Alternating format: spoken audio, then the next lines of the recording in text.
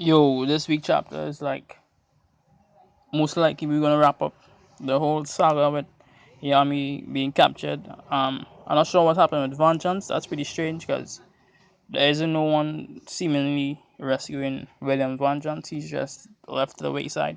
The focus is more on Yami Sukehiro, which is crazy because Vengeance is literally in the same room with him, right? So most likely when they save Yami, they're gonna save Vengeance. So let's see what the chapter is about this week. Um, Firstly, what's happening is that we're seeing Yami Sukehiro like flashback. We see when he enters the Clover Kingdom. We see a lot of flashbacks. Even before that, we see Morris. He was easily defeated. His defeat was probably so fast, probably the fastest defeat in this whole Spade Walk. He was pretty hype for a short moment, but hype is just hype. Um, but the action was that he didn't got any.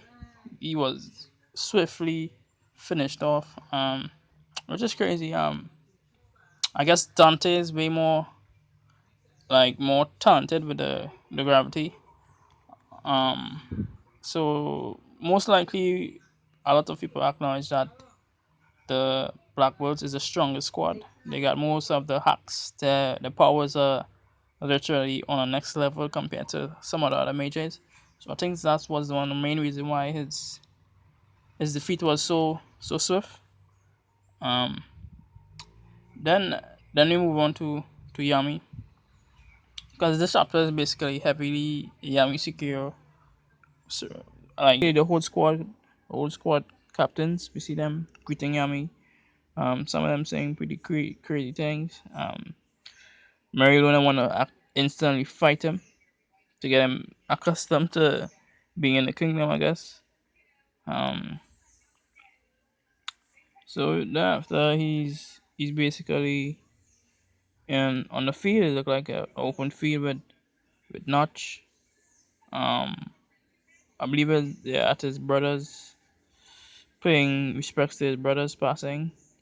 Um, there's a lot happening in this chapter. It's basically a lot of Yami dialogue, Yami Sukihiro backstory. Some of his adventures you're gonna see. Um, it's there. That's basically talking. Notch is telling him he understand his brother Morgan better than him. Yami had a better understanding with him and his brother. Um, so after that, Yami's like he's saying someday he's gonna create his own path, his own bridge. So people who's not well accepted gonna have their own way. So I guess this is him in his head formulating the Black Bulls before he came into fruition. Um,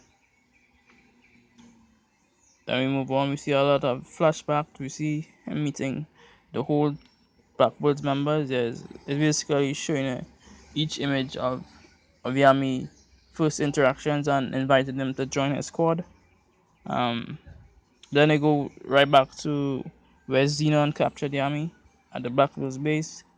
Um, but he's actually you are actually seeing everything from his perspective. So what's happening now is that when Yami was captured, Yami is watching everyone. So we're seeing that point of view, and it looks like when he was captured, he actually whispered a few words and he said, "Live as you please."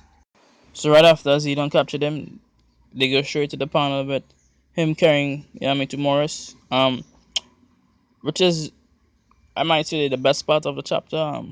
There's a breakdown to why the dark magic and the world tree magic is necessary. So Morris is actually breaking down the science. He's saying that his dark magic is imbued with the power of the underworld, and the darkness of his magic will cover the world tree and create the connection from the underworld to the world they're in.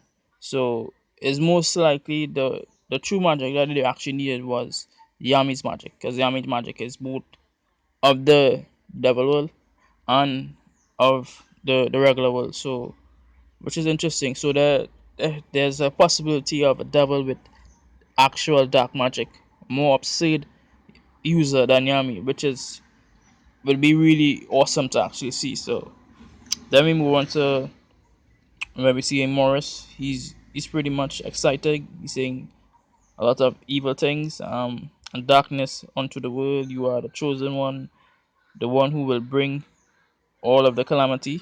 He's actually referring to Yami. Then we see him. Right, then we move on to the panel where the Blackbirds instantly defeated Morris, which was crazy. We didn't actually get any like on-screen fights with him. The panels with Morris is literally him being defeated. I guess his defeat was so swift that they didn't necessarily need to put 4 or 5 panels up of the fight. His defeat was so instant. The Blackbirds are really OP. Um, then we see coming on to the last panels. We see so we're actually at the last panel of the chapter. We see the entire Blackbirds team assembled. No injuries whatsoever. Um, so we're at the last panel of the chapter. We can see the entire Blackbirds assembled. Everyone's looking unharmed. They see Yami there. He's looking pretty worn out. He look like he really can go for a smoke. There's Notch. Notch is saying, "You're a bunch of idiots." I give you that, but he know they're pretty powerful at the same time. So that's pretty the end of the chapter. So we're not sure what's gonna happen next week, but stay tuned.